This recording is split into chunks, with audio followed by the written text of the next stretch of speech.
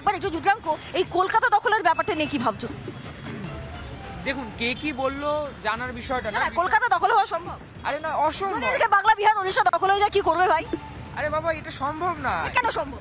এটা সম্ভব না, তার কারণ জানেন তো, আমরা ভারতীয়রা একত্র চলি। আমাদের কাছে আমাদের হিন্দু মুসলিম এক বৃন্তে দুটি কুসুম। আমরা ভোটের সময় এটা ভাবি। অবশ্যই ভোটের সময় আপনাকে আমি বলছি যে আমি বলছি এই যে বাংলাদেশ নিয়ে কথা হচ্ছে, বাংলাদেশের পররাষ্ট্রনীতি মমতা বন্দ্যোপাধ্যায় সেখানে পরিষ্কারভাবে বলে দিয়েছে যে যা কেন্দ্র সরকার করবে তাই আমরা সমর্থন দেব। তো আমি জানতে চাইছি যে মানুষ কবে জানতে পারবে যে আমাদের সরকার কবে কি করতে চলেছে? এই যে আপনি বলছেন পাশের রাজ্যে এফেক্টেড হতে পারে, যদি হয় তো আমাদের ভারত সরকার, কেন্দ্রের সরকার সেখানে কি স্টেপ নেবে?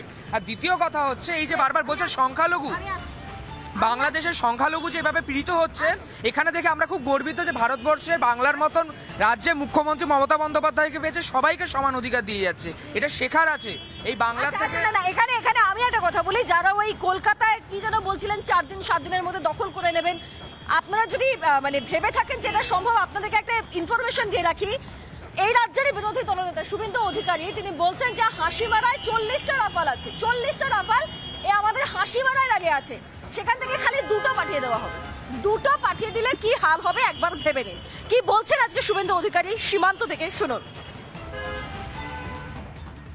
এদের একটাই এজেন্ডা, বাংলাদেশ থেকে হিন্দু শূন্য করতে হবে, ভাত কাপড় জুটবে না। ঝাড়খণ্ড থেকে উৎপাদিত বিদ্যুৎ ফরাক্কা দিয়ে না পাঠালে 80 গ্রামে আলো জ্বলবে না বলে 4 ঘন্টায় কলকাতা দখল করব। আছে কিছু তোদের?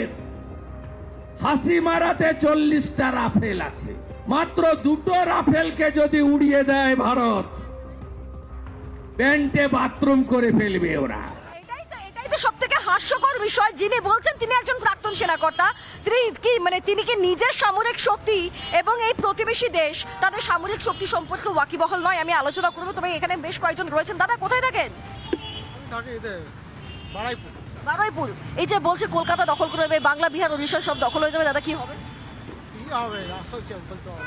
না আপনার কি মনে হয় এটা সম্ভব? সম্ভব না। বাংলাদেশে যেটা হচ্ছে আপনি কি ভাবছেন? এটা খুব খারাপ বিষয়।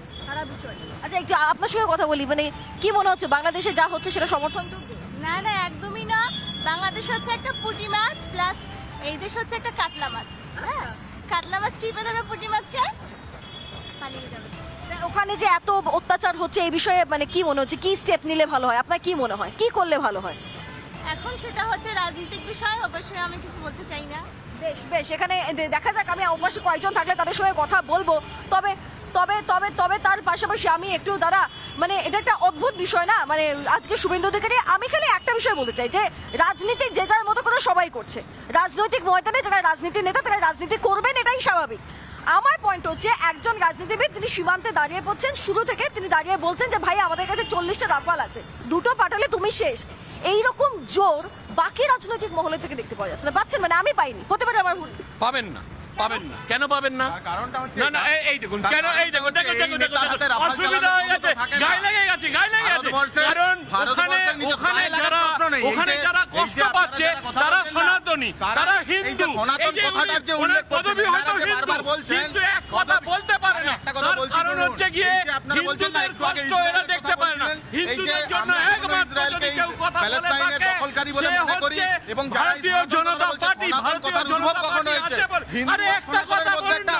আরে আপনি বেশি কথা বলেন না, আপনি জানেন না, আপনি জানেন না, আপনি বলছেন আমরা চীনে দালালি নয়, আমরা বলেছি এই ভারতবর্ষের সমস্ত হিন্দু এবং ধর্ম। আমি এখান থেকে আরো একটা আলোচনা আসুন। নানা ধরনের কন্টেন্ট দেখার জন্য লাইক করুন, শেয়ার করুন আমাদের ফেসবুক পেজ, সাবস্ক্রাইব করুন আমাদের ইউটিউব চ্যানেল। পাশাপাশি অন্যান্য ব্রেকিং নিউজের জন্য অবশ্যই চোখ রাখুন রিপাবলিক বাংলায়।